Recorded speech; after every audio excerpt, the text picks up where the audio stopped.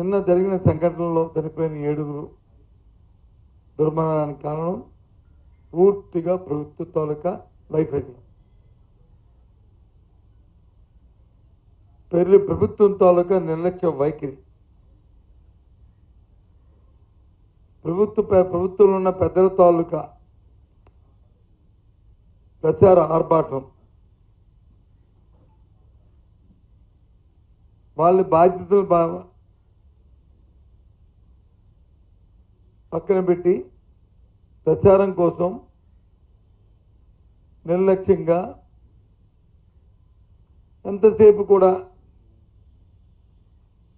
ఆ విఐపి దర్శనాలు, విఐపి పాసులు అంతే తప్ప ఎంతమంది భక్తులు వస్తారు, ఆ భక్తులకు తగ్గ ఏర్పాట్లు ఏమి చేయాలి, ఏ విధంగా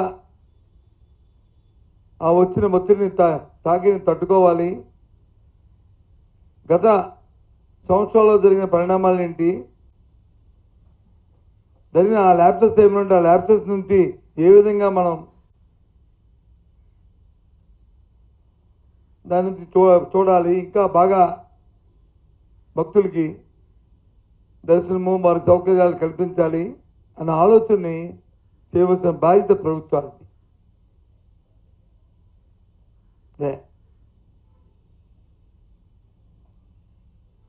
నిన్నటి రోజున ఈ జరిగిన సంఘటన పట్ల తెలిసిన వెంటనే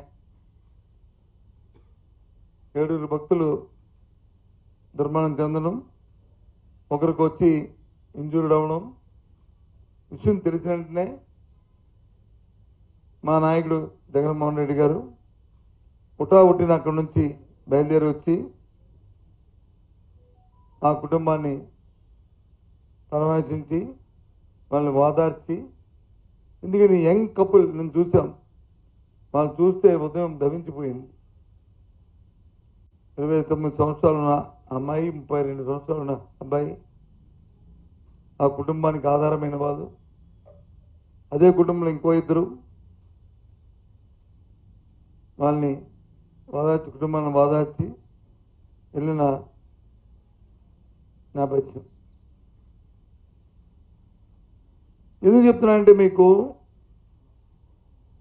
చూసాను నిన్నగాక ఒక వారం 10 రోజుల కింద, బహుశా 10 రోజులు అవుతుంది అనుకుంటా, ఆ రోజు పత్రికలో చూశాను 5 మంత్రులు వస్తున్నారు. వాళ్ళు వచ్చి సింహాచలం జరగబోయే చందనోత్సవం మీద వచ్చి ఒక సమావేశం ఏర్పాటు చేస్తున్నారు.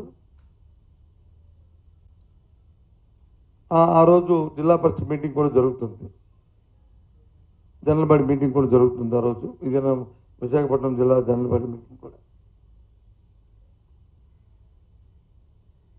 దీని మీద తగు సూచనలు సలహాలు ఇచ్చి తగు నిర్ణయాలు తీసుకుంటారని పత్రికలో వచ్చాయి.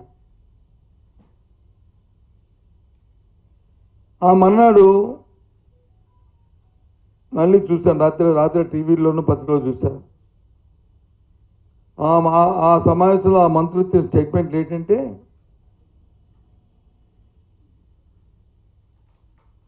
సింహాచలం చందనోత్సవం చరిత్రలో ఎప్పుడూ జరగని విధంగా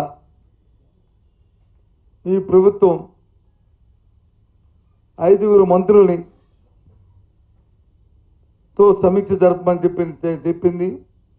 5 మంత్రులు సమీక్ష చేస్తున్నాం. ఈ చందనోత్సవంలో ఏదైతే వస్తున్న వేలాది మంది, లక్షలాది మంది భక్తులకి చేసే కార్యక్రమాల మీద నిర్ణయాలు తీసుకున్నాం. ఎప్పుడు కనివిని చరిత్రలో జరగలేదని ఆర్భాటంగా చెప్పుకున్నారు మంత్రులు. పత్రికలో చూశాను కూడా. ఆ సమావేశం కూడా ఎక్కడ జరిగిందంటే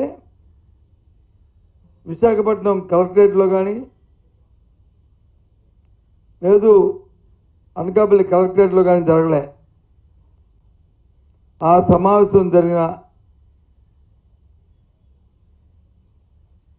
స్థలం కూడా సాక్షాత్తు ఆ దేవదేవుడు పవిత్రమైన సింహాచలం కొండ మీదే సమావేశం జరిగింది. విషయం మీ అందరికీ తెలుసు. విషయం కూడా సమావేశం అయిన తర్వాత ఇచ్చిన మంత్రులు ఇచ్చిన స్టేట్మెంట్ ఇది. దాని పర్యవసానం కనీ విని జరగని విధంగా సమావేశం జరిపిన తర్వాత వచ్చిన రిజల్ట్, దాని ఫలితం, వారి నిర్లక్ష్యం, వారు తీసుకున్న నిర్ణయాలు కొట్టొచ్చినట్టు కనిపించింది. 7 తాలూకా దుర్మరణం, 7 వ్యక్తులు చనిపోవడానికి దుర్మరణం. అందుకే నేను అన్నాను ఇది ప్రభుత్వ ఆశ్చర్యం అని చెప్పని. ఇందాక నేను సంవత్సరాన్ని వెళ్ళి ప్రత్యక్షంగా చూసి అక్కడ ప్రాంతాన్ని పరిశీలించిన తర్వాత నాకు అనిపించింది.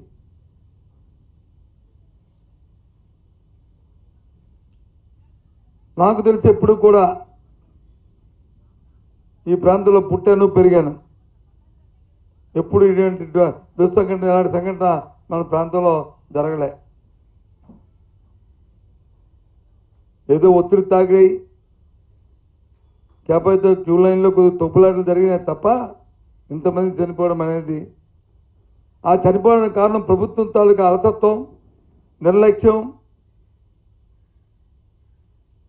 వారి తాలూకా అహంకారపూరితమైన వారి నిర్ణయాలు కొట్టొచ్చినట్టు కనిపిస్తాయి. అందులో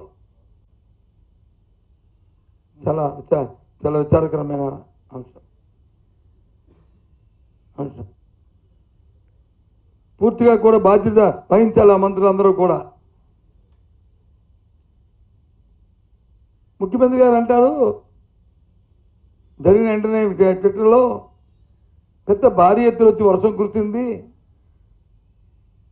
అందుకే గోడ కూలిపోయింది, అతని పేరు అని చెప్పి ఎంతో లైట్గా ఆయన మాట్లాడుతున్నారు. ఇక్కడ నా ముందున్న విలేకరుల సోదరులందరూ కూడా, మీ పత్రికా సోదరులు అందరూ కూడా ఈ ప్రాంతం వాళ్ళే. చెప్పండి, మన రాత్రి భారీ వర్షం పడిందా? వాస్తవం చెప్పండి. తీయమండి లెక్కలు, వాతావరణ శాఖ లెక్కలు ఉంటాయి, కలెక్టరేట్లో లెక్కలు ఉంటాయి.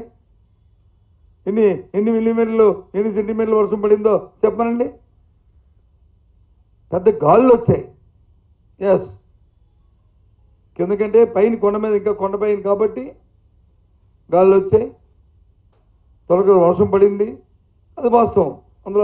అందులో ఏ విధమైన సందేహం లేదు. కానీ భయంకరమైన వర్షం పడినట్టుగా ముఖ్యమంత్రి గారు మాట్లాడతారు, ఉప ముఖ్యమంత్రి గారు దాన్ని ఎండార్స్ చేస్తారు. ఏంటిది? మీకు కొద్దిగా సరే బాధ అనిపించలేదు?